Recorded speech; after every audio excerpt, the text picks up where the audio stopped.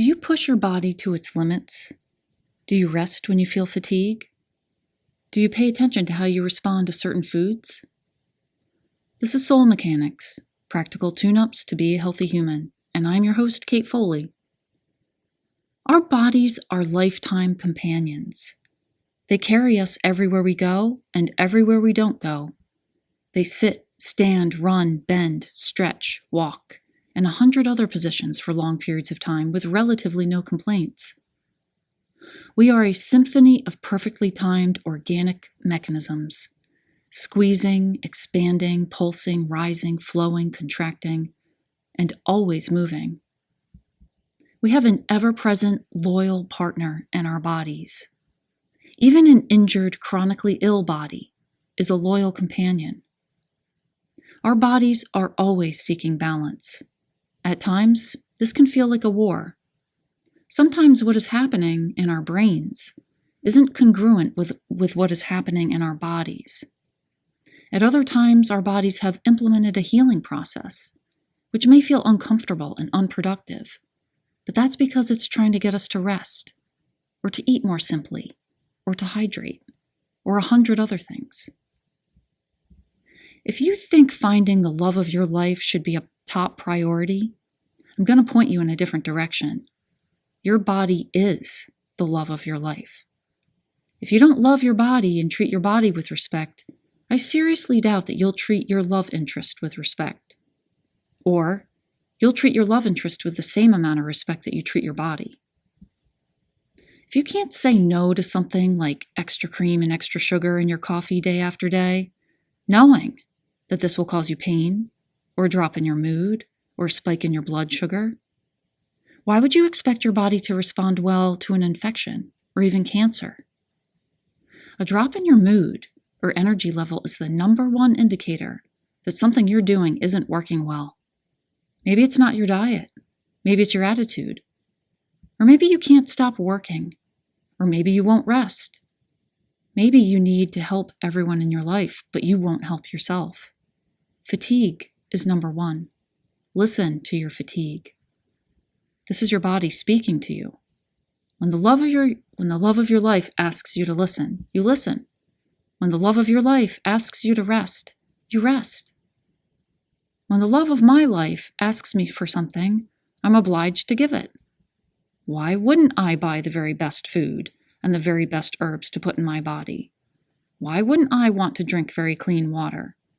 Why would I knowingly and willingly eat something that would potentially alter or cease a natural and healthy process for my optimal functioning? This is logical. But we aren't logical. We're emotional. We have cravings and urges. We sabotage ourselves. All of us don't know how love sounds or feels. We all don't define love the same way. So our bodies suffer. We all suffer and benefit from the consequences of our choices. I'm not here to tell you that your choices have linear effects, but I do know that our choices have physical consequences. Think about this.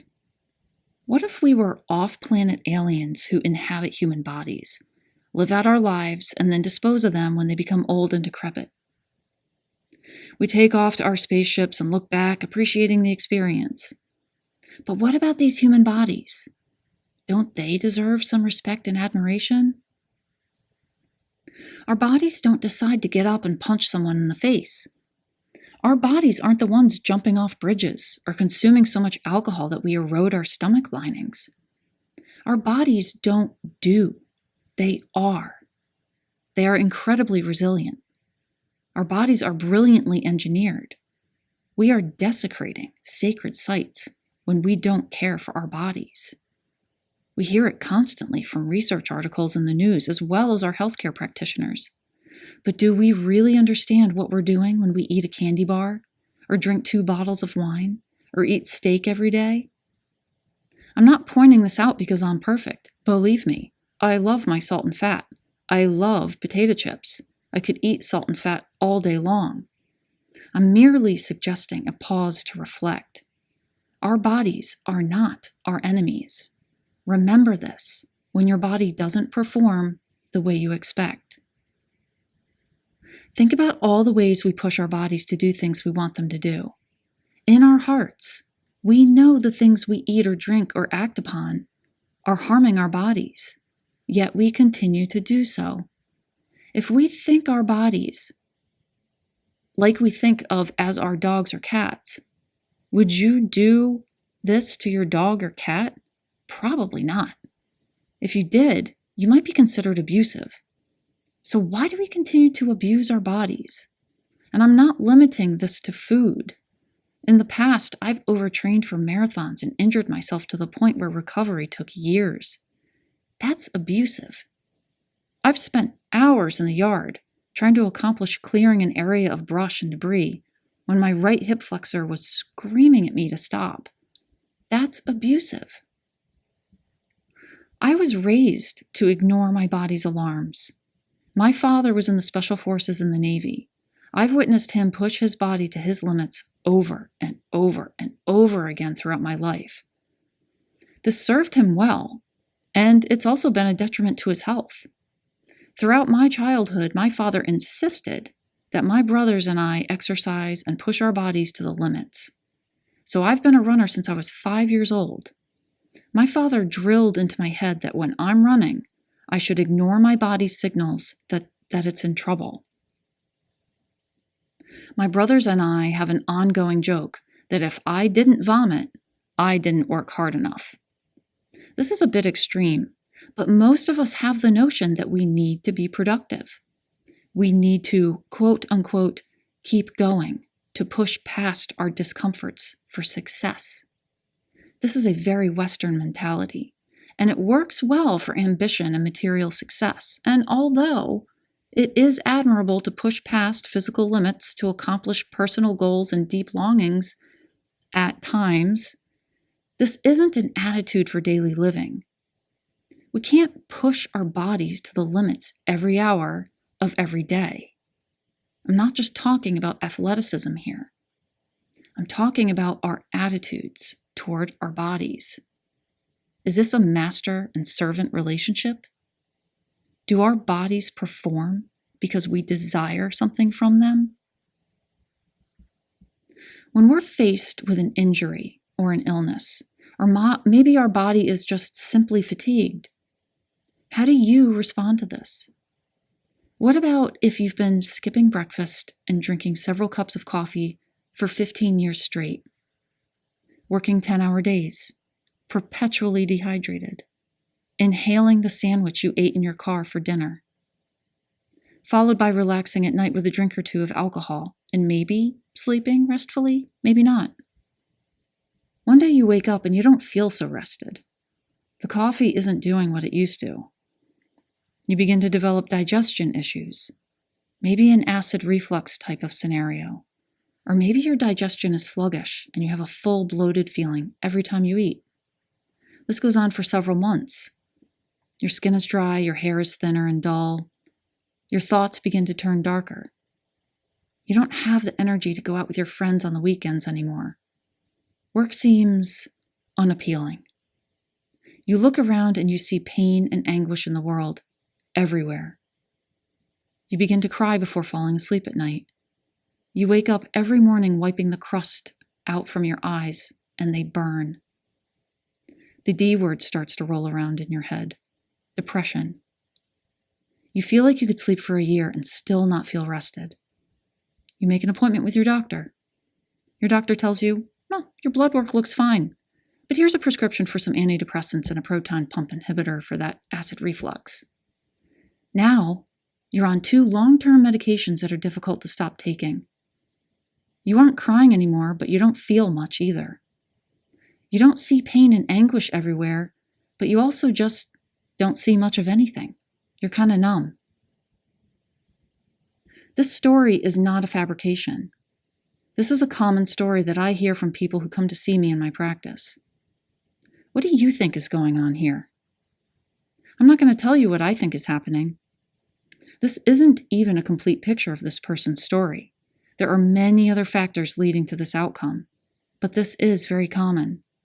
This is a classic tale of pushing your body to its limits. And the story doesn't end here. There are many different outcomes, Use your imagination as a guide, and you won't be wrong. We purposefully cut ourselves. We eat until we feel sick. We starve ourselves. We work until we're beyond exhausted or aching. We drink until we vomit or worse. We hit each other or cage each other. This behavior isn't what our bodies are doing. Our bodies, again, are beautifully orchestrated symphonies, playing individually cultivated masterpieces, while we stand in the corner of the theater screaming. We are the ones animating our bodies. But who are we? Is this our minds? Is this our personalities? We keep looking around outside ourselves at our planet. We're seeing years of negligence and greed in our air, in the soil, in the water. But take a look at our bodies. All of this negligence and abuse is evident in our bodies. You can't look externally and not see that happening within yourself. We belong to the earth. She is our mirror. And our bodies mirror our thoughts and our lives. If you have something ailing you, pain, illness, rashes, take a look at your irritations. Take a look at your inflammatory thoughts and feelings. Look at your judgments and rigidities. Look at the inflammatory foods and drinks you consume. Take a look at your inflammatory relationships and words you use to describe the world. They do relate. Do you want to change them? What would happen if you stopped thinking irritated thoughts and stopped eating irritating foods? How would your life change? How would this change your relationships?